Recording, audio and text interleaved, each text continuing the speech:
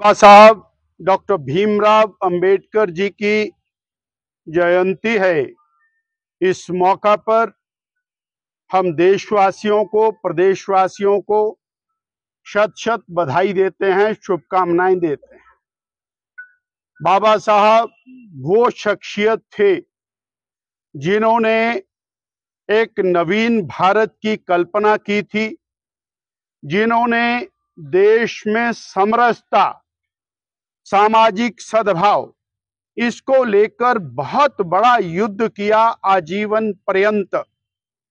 और उनका बिल्कुल स्पष्ट कहना था कि समाज के प्रत्येक व्यक्ति को जाति संप्रदाय से ऊपर उठकर समान अवसर मिलने चाहिए और शिक्षा के माध्यम से जो दलित समाज है वो आगे बढ़े और सारा समाज समरसता का भाव रख के उनको साथ लेकर के चले। वही बात आज भी सार्थक है जो आज से 75 साल 80 साल पहले सार्थक थी। डॉक्टर भीमराव अंबेडकर संविधान निर्माताओं में और अग्रणी थे। शेष मेंबर्स की तुलना में डॉक्टर भीमराव अंबेडकर का कंट्रीब्यूशन मल्टीपल टाइम्स ज्यादा था। वो केवल दलितों के उद्धारक नहीं थे, वो और पूरे देश को कैसे चलाया जाना चाहिए उस दिशा में उन्होंने पूरे देश का मार्ग प्रशस्त किया। कांग्रेस पार्टी एक ऐसी पार्टी है जिसने बाबा साहब द्वारा बनाए गए संविधान को सर्वाधिक नुकसान पहुंचाया।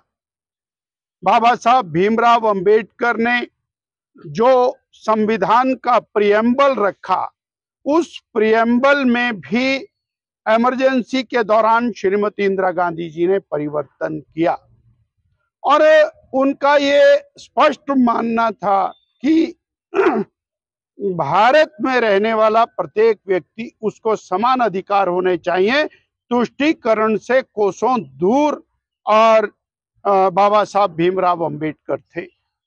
उसके लिए अवसर प्रदान करना, उनको आरक्षण आवश्यकता अनुसार उपलब्ध कराना, शिक्षा देना, इस दिशा में। परंतु कांग्रेस ने तुष्टीकरण की नीति को आगे बढ़ाते हुए और संविधान को निरंतर नुकसान किया।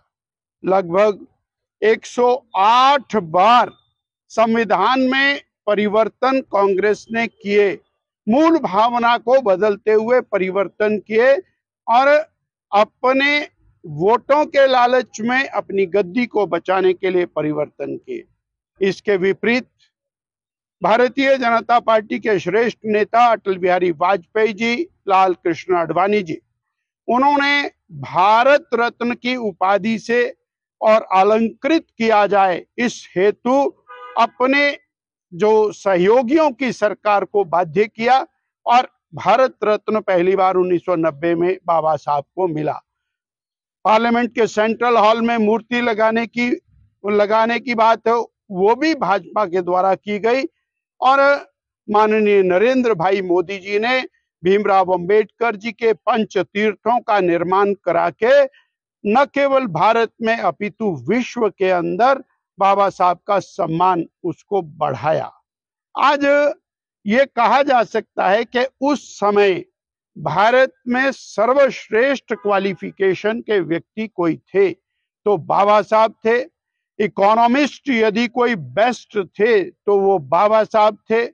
समाज की रचना में अहम भूमिका निभाने वाले और सामाजिक समरसता के पुरोधा थे तो वो बाबा साहब थे। किसान कल्याण और दलित उत्थान, इस दिशा के अंदर जिन्होंने पूरी तरह मार्ग प्रशस्त किया, ऐसे डॉक्टर भीमराव अंबेडकर थे। आज भी उनका जीवन उतना ही सार्थक है, परंतु हम अपने स्वार्थ, अपने राजनीतिक रोटियां सेकने के लिए उनका दुरुपयोग करते रहे। ये कांग्रेस पार्टी ने सदैव किया और आज फिर संविधान की किताब जेब में डालकर और ये झूठ का पिटारा लेकर के पूरे देश में कांग्रेस घूमती हुई नजर आती है।